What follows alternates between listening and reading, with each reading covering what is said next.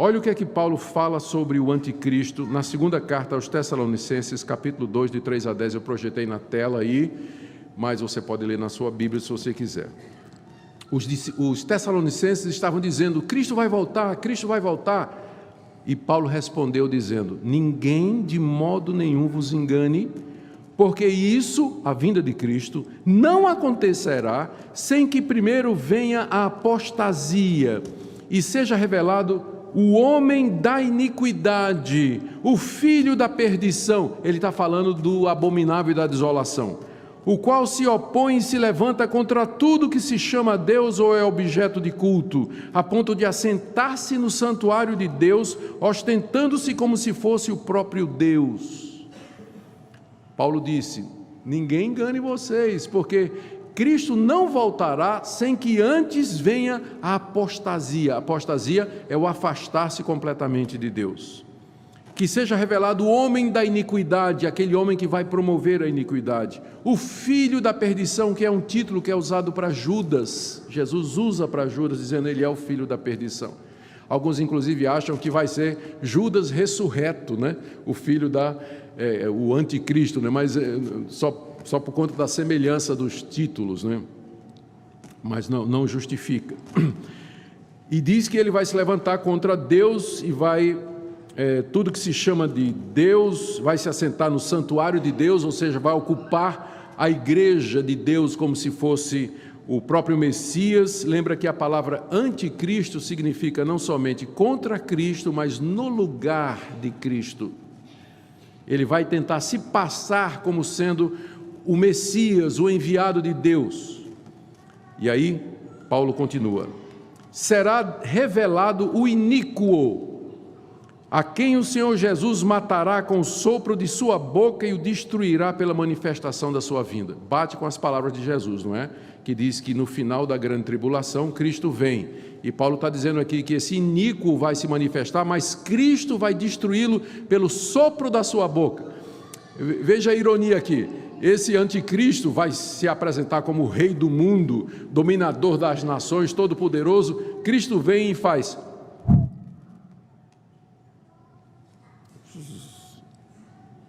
se acaba, né? Só precisa fazer isso, um sopro, só pelo sopro o Senhor Jesus vai destruí-lo completamente na sua vinda. E ele diz, olha, Paulo, o aparecimento do iníquo, que é esse filho da perdição, é segundo a eficácia de Satanás, com todo o poder, sinais, prodígios da mentira, com todo engano de injustiça aos que perecem. Ou seja, você vê que a imagem do anticristo que Daniel falou, ela vai sendo construída, não é? Daniel disse que ele se levantaria contra o povo de Deus, acabaria com o culto a Deus, profanaria o templo de Deus, colocaria fazia parar a adoração a Deus. Jesus acrescentou o elemento da destruição e da tribulação e do sofrimento quando houve igual, e Paulo agora já constrói, está dizendo que ele vai se levantar como se fosse o próprio Deus, um grande líder religioso, civil, militar, não é? Que vai dominar toda a realidade e vai se levantar contra a igreja, e ele vai usar para isso sinais e prodígios. Ele vem ao final aí, ó. Ele vem segundo a eficácia de Satanás, com todo o poder e sinais e prodígios da mentira. É por isso que o pessoal às vezes acha que nós, os reformados, a gente não acredita em milagre, porque a gente sempre coloca algumas observações, algumas reticências com relação aos milagres. É que a Bíblia diz que os milagres, eles não são somente sinais da ação de Deus, mas eles são sinais da operação do espírito da mentira. O diabo faz sinais, não são verdadeiros, mas ele ilude. Há demônios que são especializados em iludir as pessoas, como se eles pudessem fazer coisas sobrenaturais, adivinhando o futuro. Por isso você vê religiões inteiras aí que vão consultar os mortos e pensam que estão falando com os que já morreram, mas é o diabo, os demônios iludindo as pessoas. Gente que vai atrás de curadores aí, são falsos sinais feitos pelos agentes do anticristo para iludir as pessoas. É por isso que nós reformados, a gente não fica muito impressionado com os milagres modernos, porque a gente sabe que o diabo também faz, que o anticristo faz também, que os falsos profetas também iludem as pessoas com isso. Por isso que o nosso foco é na Bíblia. Os verdadeiros milagres nos quais nós temos que acreditar, eles estão registrados na Bíblia. E é nesses e naqueles que a gente tem que acreditar de todo o coração. Que Deus pode fazer milagres hoje, é claro que Ele pode, Ele é Deus. Mas Deus não requer que a nossa fé hoje seja baseada na crença em milagres contemporâneos. O que Deus requer é que sua fé seja baseada na crença naqueles milagres que estão registrados na Bíblia. Então, eu tenho o direito, se alguém chegar para mim e dizer, olha, Deus me curou, eu posso ter o direito de dizer, ok, né? Não vai abalar a minha fé. Eu já contei histórias aqui de situações que pessoas disseram que houve um milagre e tudo mais. Eu comecei a conversar e disse para a pessoa, olha, eu quero expressar aqui a minha desconfiança de que não foi milagre, coisa nenhuma, perdi um amigo. Então, eu hoje aprendi a lição, eu não discuto experiência pessoal das pessoas. As pessoas chegam para mim e dizem assim que tiveram uma experiência extraordinária de visão, anjo, língua, cura e tudo mais. Eu não entro na experiência da pessoa. Se quiser discutir o que a Bíblia diz, nós vamos. Mas eu não vou julgar a experiência das pessoas, que eu já perdi amigos por conta disso, né? Muito bem. Então o apóstolo Paulo fala isso sobre o anticristo, mas não ele só. Também o apóstolo João. Próximo slide, por favor. O que é que João nos fala? Dá para desligar, Alexandre, por favor? Espero que não prejudique aí o... Alexandre é o presbítero mais diácono que eu conheço. Além de ser o Hernan. Obrigado. Olha o que é que João nos acrescenta, né? Como eu disse, a imagem do anticristo ela é construída na Bíblia, através dessas passagens. João nos diz no capítulo 2 da sua primeira carta, filhinhos, já é a última hora. Quando João está dizendo isso, é porque alguns cristãos pensavam que a última hora ainda é um evento futuro. João diz, não, a última hora já começou. E como ouvistes que vem o anticristo, ele está se referindo às palavras de Jesus, as palavras de Jesus. Como vocês ouviram, vocês já ouviram que o anticristo vem, também agora muitos anticristos têm surgido. Agora João acrescenta um elemento novo. Ele está dizendo que o anticristo vem, mas que há muitos anticristos que já estão presentes. Então, quem são os anticristos? São todos aqueles líderes religiosos, falsos profetas, que fazem sinais e prodígios e que negam a Jesus Cristo e querem tomar o lugar dele. E já tinha na época de João, gente se passando por Jesus Cristo, ou dizendo que era profeta em nome de Jesus Cristo, ou apóstolo de Jesus Cristo, fazendo sinais e prodígios. Olha o que é que João diz. Muitos anticristos têm surgido, pelo que nós conhecemos que já é a última hora. Ou seja, nós já estamos vivendo o último período da história do homem, que seria marcada pelo surgimento de falsos profetas. Não foi isso que Jesus disse lá no sermão que nós estamos estudando, que haveria de surgir muitos cristos e muitos falsos profetas? E João está dizendo, essa é a prova de que a última hora já chegou. Estamos vivendo já o último período desse mundo, porque o espírito do anticristo já está entre nós. Ele se manifesta toda vez que aparece um falso profeta. Veja o que ele diz mais adiante, João, na sua primeira carta, capítulo 2, verso 22. Quem é o mentiroso, senão aquele que nega que Jesus é o Cristo? Esse é o anticristo que nega o Pai e o Filho. Aqui João acrescenta mais alguma coisa sobre o anticristo que a gente não sabia. É que o anticristo, ele é um promulgador de heresia, ele nega que Jesus é o Cristo. Ele pode até usar a linguagem cristã, pode até se parecer como cristão, mas quando você examina a doutrina, você vai ver que no final ele está negando Jesus Cristo, que Jesus Cristo de fato é o Salvador do mundo. Então eu posso dizer que toda seita, toda religião hoje que nega que Jesus Cristo é Deus e que ele é o Salvador do mundo, é uma manifestação do anticristo. É o espírito do anticristo que já está presente, preparando o mundo para o surgimento do anticristo. É por isso que os reformadores, eles disseram que o Papa é o anticristo. Está na confissão de fé de Westminster, que é adotada pela nossa igreja.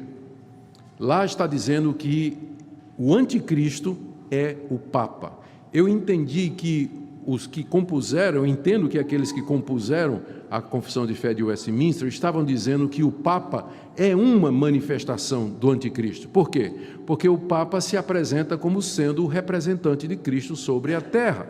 E pelas doutrinas da Igreja Católica na Idade Medieval, assim os reformadores interpretaram, Cristo foi negado, porque em vez de admitir que a salvação é pela graça, mediante o sacrifício de Cristo, foi introduzida a mediação de Maria, mediação dos santos, a mediação da igreja, doutrina do purgatório, pagamento de indulgências, anulando a obra de Cristo. Então os reformadores disseram, esse sistema encabeçado pelo Papa, ele é uma manifestação do anticristo. E é por isso que nós, na igreja reformada, não só os presbiterianos, mas a igreja reformada em geral, nós olhamos para a igreja católica sem condições de reconhecê-la como sendo uma manifestação verdadeira da igreja cristã. Porque no final acaba negando a pessoa de Jesus. É por isso que nós batizamos aquelas pessoas que vêm da igreja católica, porque nós não reconhecemos a igreja católica, por conta dos ensinos, não é? Há muitas pessoas maravilhosas dentro da igreja católica, queridos irmãos, queridos amigos, conhecidos, gente com quem a gente tem relacionamento, não é nada pessoal, mas o sistema doutrinário que é ensinado, encabeçado pelo Papa, ele é contra Cristo. Por isso que na reforma, os reformadores disseram que o Papa é o anticristo, é a manifestação do anticristo. Na 1 de João, capítulo 4, de 1 a 3, olha o que é que João diz. Nisto reconheceis o Espírito de Deus. Todo espírito que confessa que Jesus Cristo veio em carne é de Deus. E todo espírito que não confessa Jesus não procede de Deus. Pelo contrário, esse é o espírito do anticristo, a respeito do qual tendes ouvido que vem e presentemente já está no mundo. Vocês ouviram que o anticristo vem? Sim. Mas o Espírito dele já está no mundo.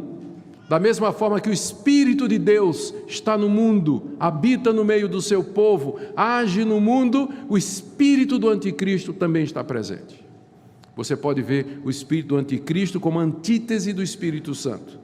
Ele já está no mundo. Da mesma forma que o Espírito Santo enche, levanta pessoas que falam a palavra de Deus, o espírito do anticristo levanta falsos profetas com falsos ensinamentos e lhes dá poder para fazer sinais e prodígios para enganar as pessoas. É isso que João acrescenta. E ele diz, é por isso que nós já estamos nos últimos dias. Próximo slide. Também no livro de Apocalipse, eu devia colocar essa figura depois da leitura, né? No capítulo 13 do livro de Apocalipse, o apóstolo João relata, ele dá uma descrição do anticristo, usando a linguagem altamente simbólica e figurada que nós temos no livro de Apocalipse, né? A figura é essa, desse leopardo aí, não é, com 1, 2, 3, 4, 5, 6, 7 cabeças, 10 chifres, garras de urso e que sai do mar. É assim que João descreve, né, simbolicamente o anticristo. Olha o texto, né? E aí é a última vez que a Bíblia vai falar do anticristo, e aqui é mistério, irmãos, viu? É mistério. Aqui tem muita coisa que a gente não entende o que é que João viu, não é? Porque a linguagem é muito simbólica. Vi emergir do mar uma besta, a besta é o anticristo, que tinha 10 chifres, 7 cabeças, e sobre os chifres 10 diademas, e sobre as cabeças nome de blasfêmia. A besta que vi era semelhante a leopardo, com pés como de urso, boca como de leão. Voltando aí, era isso aí. É que talvez na figura não dê para ver a distância, mas eles colocaram as coroas aqui, na base dos chifres, né, os diademas, como João viu. Voltando. E deu-lhe o dragão aqui é Satanás, né? E deu-lhe o dragão o seu poder, como Paulo tinha dito, né, que a aparição do anticristo é segundo a eficácia de Satanás. O anticristo aqui é representado como essa besta que sai do mar, lembrando que na Bíblia o mar sempre representa o poder das nações. Isso aí seria outra aula, né, para falar sobre isso, mas representa o poder das nações. Então ele surge de lá como esse animal feroz, e o dragão, que é o diabo, lhe dá o seu poder, o seu trono e grande autoridade. Então vi uma de suas cabeças como golpeada de morte. Uma dessas 7 cabeças aí, né, recebeu um golpe fatal. Mas essa ferida foi curada, e toda a terra se maravilhou, seguindo a besta.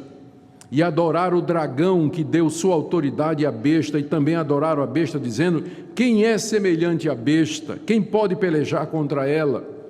E foi dada à besta, que é o anticristo, uma boca que proferia arrogâncias e blasfêmias, que é exatamente Antíoco Epifânio e todas as outras manifestações, não é?